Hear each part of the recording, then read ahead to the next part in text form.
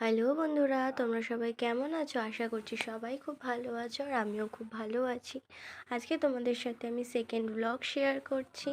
আর দেখো, আমার সকালটা না এইভাবে শুরু হয় মানে জিকোর আদর খেয়ে। জিকো প্রতিদিন সকালবেলায় ঘুম থেকে উঠে ফার্স্টে ওর পাপাকে ডাকবে, মানে আমার হাজব্যান্ডকে। আমার হাজব্যান্ড ঘুম থেকে উঠেই আগে ওকে আদর করবে, তারপরে দোকান যাবে।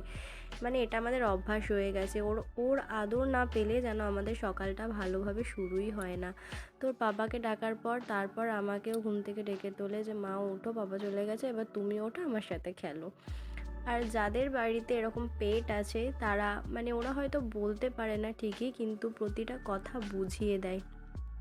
আর আমার জিকোর ক্ষেত্রেও সেম তাই, বলতে পারি না ঠিকই কিন্তু সব কিছুই বুঝতে পারি। তো যাই হোক, সকালবেলা ঘুম থেকে উঠেই ওকে ফার্স্টে কিছুক্ষণ আদর করে নিই আমি, তারপরেই আমার সকালটা শুরু হয়, প্রথমেই বললাম। আর আজকে দেখো, সকাল এখন বাজে 8টা। কে বলবে এখন সকাল 8টা বাজে? দেখে মনে হচ্ছে 6টা কি 6:30 বাজে, এত কুয়াশা হয়ে রয়েছে। তো তারপরে আমি এখানে সকালবেলার বাসি বিছনাটা তুলে নিচ্ছি। এই ভারী কম্বলটাকে প্রতিদিন চাগিয়ে চাগিয়ে গোছাতে আমার মাথাটা খারাপ হয়ে যায়। এটা দেখতে মনে হচ্ছে হালকা, কিন্তু একদমই না, এটা খুবই ভারী। এখানে আমি বিছনা গোছাচ্ছি আর জিকো দেখো শুধু ঘুরে ঘুরে দেখছে আমি কি করছি না করছি। প্রতিদিনও এটাই করবে। আর এই যে পুচকি যে ব্ল্যাঙ্কেটটা দেখছো, এটা হলো জিকোর ব্ল্যাঙ্কেট। এটা হলো নামেই ওর ব্ল্যাঙ্কেট, কিন্তু কামে নয় মোটেই। কেননা ও এটা গায়েই দেয় না। ও আমাদের ব্ল্যাঙ্কেট ছাড়া হারগিজ শুতেই চায় না। রাত্রিবেলা যত রাত্রেই ওর গায়ে মানে যতবারই ব্ল্যাঙ্কেটটা দিয়ে দিও, ঠিক ওটার তলা থেকে বেরিয়ে এসে আমাদের ব্ল্যাঙ্কেটের তলায় শুয়ে পড়বে। তারপর সকালবেলা সর্বপ্রথম যেটা করি, 1 বোতল জল খেয়ে নিই। তো সেটাই আমি করছি। আর এখানে জিকো কীভাবে খেলতে দেখো আমার সাথে।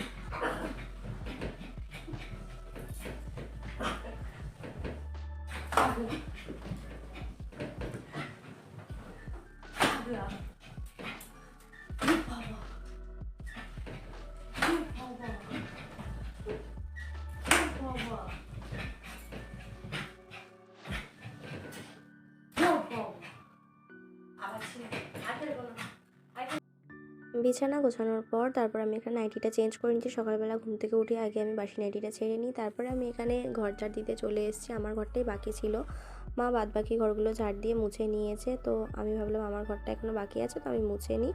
আমি প্রতিদিন মুছি।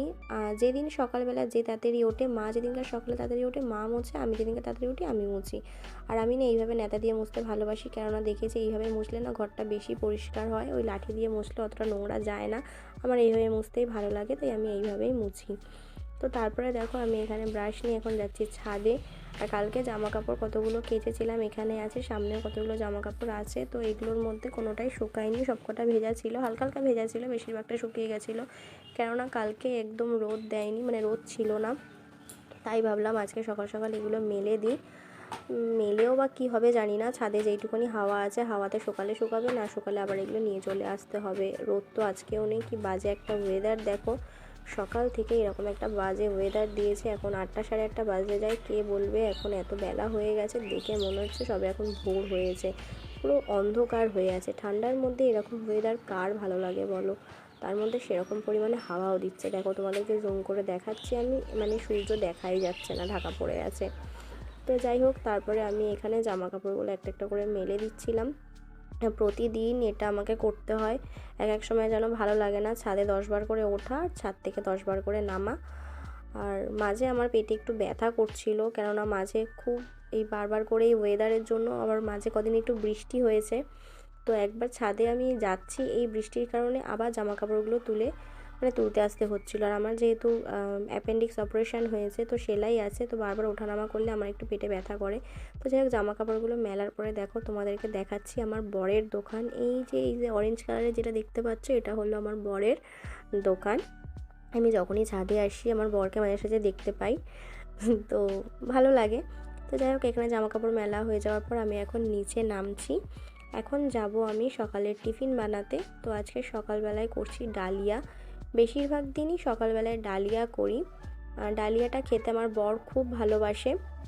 আগাগোড়াই ফার্স্ট আমার মা ডালিয়া খাওয়া শেখায়, আর ও আমার মায়ের হাতে রান্না খেতে খুবই ভালোবাসে।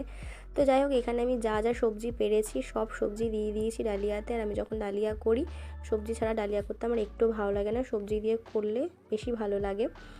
আর সবজিটা খাওয়া যেহেতু শরীরের পক্ষে খুব ভালো, আর সুগারে একটু সবজিটা বেশি খাওয়াটাই ভালো। আর সুগার বলতে আমার শাশুড়ি মায়েরও আছে আর আমার বরেরও আছে, দুজনেরই সুগার রয়েছে।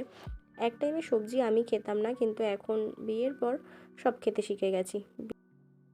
আমার সাথে সাথে আমার বড় কিন্তু সবজি একদম ভালো খায় না, কিন্তু এখন বাধ্য হয়ে সবজি খেয়ে নেয়, কেননা ডক্টর বারবার করে বলেছেন সবজি বেশি করে খেতে। সুগারের পেশেন্টদেরকে নাকি সবজিটা খাওয়াটা খুব দরকার, তাই এখন খেয়ে নেয়। আর ওদের দুজনেরই সুগারের সাথে সাথে কোলেস্টেরলও রয়েছে। আগে আমার শাশুড়ি মায়ের ছিল, আর এখন আমার বরেরও হয়েছে কিছুদিন হলো। কোলেস্টেরল থাকার কারণে ডক্টর এটাও বলেছেন কম তেল মশলা দিয়ে রান্না করতে, তাই এখন বাড়িতে আমি কম তেল মশলা দিয়েই রান্না করি। আর প্রথম খেতে আমাদের খুব অসুবিধা হতো, যেহেতু আমরা খুব রিচ খাবার খেতাম আগে, খুব তেল মশলা দিয়ে রান্না করে খেতাম, লাল লাল তরকারি যেটাকে বলে। আমার বর তো প্রথম খেতেই চাইতো না এই খাবারগুলো, তারপর এখন অভ্যাস হয়ে গেছে, খেয়ে নেয় কাঁচা লঙ্কার তরকারি। যারা একটু রিচ খাবার খায় তাদের এরকম সাদামাটা খেতে একদম ভালো লাগে না, কিন্তু আমাদের এখন সবারই অভ্যাস হয়ে গেছে, এখন এটাই খেতে ভালো লাগে। আর আমি ডালি একদম সিম্পল রান্না করি, শুধু কড়াতে সামান্য একটু তেল দিয়ে গোটা জিরে আর শুকনো লঙ্কা তেজপাতা ফোড়ন দিয়ে সবজিগুলো ভেজে নিই, তারপর ডাল আর ডালিয়াটা দিয়ে নেড়ে চেড়ে জল ঢেলে দিই, আর আমি ডালিয়াতে সোয়াবিন দিই, কেননা আমার বর আর আমি খুব ভালো খাই। এখানে আমার ডালিয়াটা হয়েও গেছে, তারপর এখানে আমি আর আমার বর খেতে বসে পড়েছি। আজকে আর মা খেতে বসেনি, আমরা প্রতিদিন তিনজন একসাথে খাই, কিন্তু আজকে মা খাচ্ছে না, এই কারণে মায়ের আজকে একাদশী। আমার বর ফার্স্টে ক্যামেরার সামনে বসতে লজ্জা পাচ্ছিলো, বলছে ক্যামেরাটা বন্ধ করো। তারপর আমি বললাম কিচ্ছু হবে না, তুমি শুধু তোমার মতন খেয়ে যাও, আর কিছু বলার দরকার নেই। তারপর আমরা গল্প করতে করতে খেয়ে নিলাম। তারপরে দেখো এখানে মা পুজো দিচ্ছে, আর মায়ের পুজো দেওয়া হয়ে গেলে মা তারপরে সাবুর পায়েস করবে, সাবুর পায়েস করে তারপরে খাবে। মায়ের পুজো দেওয়া হয়ে গেলেই মা তারপরে খায় একাদশীর দিন। আর এখানে দেখো গোপালদেরকে কি সুন্দর সাজিয়ে দিয়েছে, আজকে সকাল সকাল গোপালদের স্নানও হয়ে গেছে। আজকে না, প্রতিদিনই সকালবেলায় হয়ে যায়, ঠান্ডার মধ্যে বেচারারা স্নান করে। আর ওটা দেখো আমাদের মা মনসা ছিলেন। আর এখানে দেখো সব ঠাকুরকে কি সুন্দর করে সাজিয়ে দিয়েছে মাই সকালবেলায় করে পুজো দেয়, আমি 2-1 দিন দিই, বেশিরভাগ দিন মাই পুজো দেয়। আর এখানে দেখো ফল কেটেছে ঠাকুরকে দেবে বলে। তো আজকের ভিডিওটা এইটুখানিই ছিল। ভিডিওটা ভালো লেগে থাকলে প্লিজ লাইক করে দিও, চ্যানেলটাকে সাবস্ক্রাইব করে দিও।